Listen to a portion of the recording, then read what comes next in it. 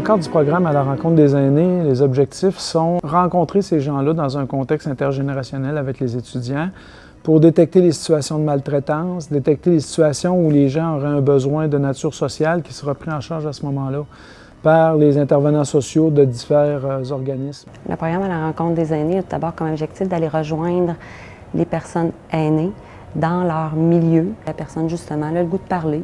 Pas nécessairement de problématiques graves, mais plus le goût de parler, ça brise l'isolement.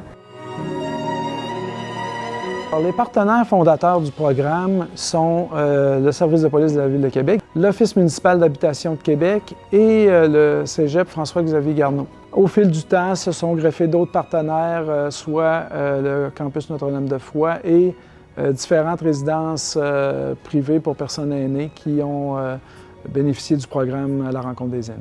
Alors, pour ce qui est des différentes situations rencontrées par le SPVQ lors des visites faites par les étudiants, le policier parrain est souvent appelé à contribuer lorsque les étudiants apprennent des situations qui concernent la maltraitance. Il y a divers types de maltraitance, la maltraitance financière, la maltraitance psychologique, la maltraitance physique, la maltraitance sexuelle, l'abus de droit et la négligence ou l'autonégligence. Toutes ces situations-là qui relèvent du service de police de la Ville de Québec vont amener un suivi au niveau policier et différentes actions là, selon ce qui est adéquat dans la situation qui est rencontrée là, et vécue par la personne elle-même ou encore par quelqu'un qui est proche d'elle ou qui pourrait avoir besoin d'aide.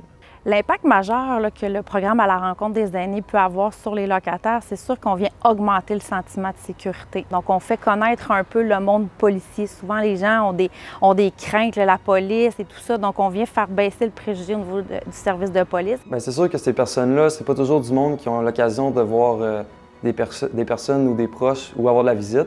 Fait que c'est sûr que si les étudiants en technique policière viennent, bien, il va y avoir peut-être un petit lien de confiance qui va se créer, puis ils vont pouvoir faire part de leurs problèmes ou tout simplement, de jaser. Bien, ils sont gentils, ils sont polis, puis on est à l'aise avec les autres. Ils nous posent des questions, ils nous laissent parler même.